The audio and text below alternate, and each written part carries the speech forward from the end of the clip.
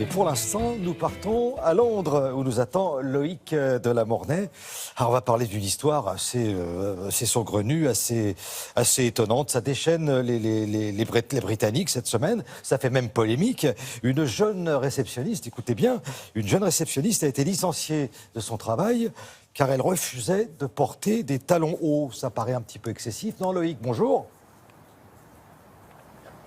Oui, bonjour Thierry, c'est exactement ce qui s'est passé. Effectivement, alors l'entreprise qui a licencié la jeune femme ne s'est pas fait une très bonne publicité, vous l'imaginez, sur les réseaux sociaux et dans les médias. Mais en tout cas, il faut savoir que c'est parfaitement légal. Effectivement, ici au Royaume-Uni, il y a une loi qui stipule que les employés doivent respecter le code vestimentaire de l'entreprise. C'est dans leur contrat, c'est leur devoir de salarié.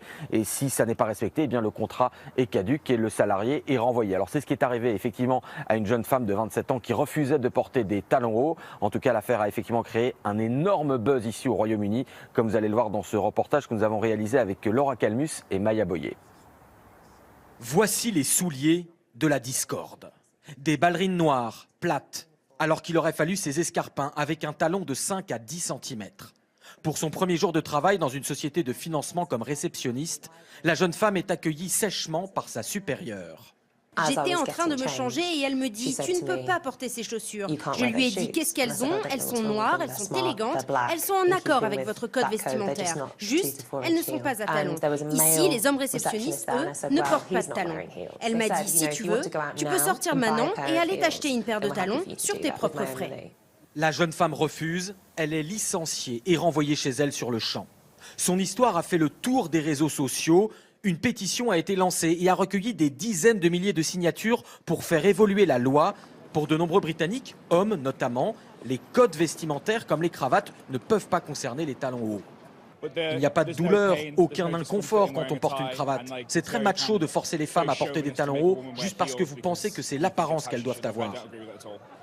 Ce n'est même pas une partie de l'uniforme vraiment visible. Et le Royaume-Uni est censé être le pays le plus tolérant du monde, avec des tas de nationalités, de modes vestimentaires, de respect des cultures. Cette histoire est très choquante. Au Royaume-Uni, la seule qui pourra porter des petits talons sans crainte de remarques et surtout sans problème de confort est tout simplement la reine.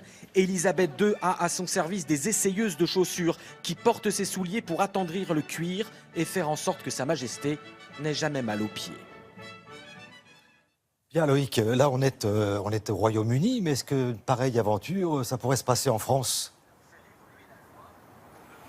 Alors Thierry, la loi est un petit peu différente, mais on n'a pas forcément de leçons à donner aux Britanniques. Je ne sais pas si vous en rappelez, l'an dernier, très exactement à la même période, il y a eu la même polémique au Festival de Cannes, avec plusieurs invités prestigieuses qui avaient été stoppées, barrées à l'entrée des marches parce qu'elles ne portaient pas de chaussures à talons, qu'elles avaient juste des chaussures plates.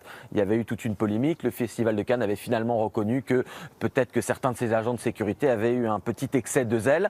Il y a également eu une polémique à l'étranger, en Israël l'an dernier, même chose, la compagnie nationale israélienne El Al a voulu imposer à ses hôtesses de l'air de porter des talons hauts durant tout le vol. Alors l'affaire est remontée quasiment jusqu'au Parlement israélien et finalement la direction de la compagnie aérienne a reculé et a laissé ses hôtesses choisir entre deux types de chaussures, des talons hauts ou des petits talons.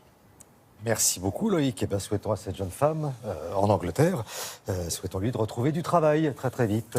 Merci beaucoup Loïc. Bonne journée à Londres.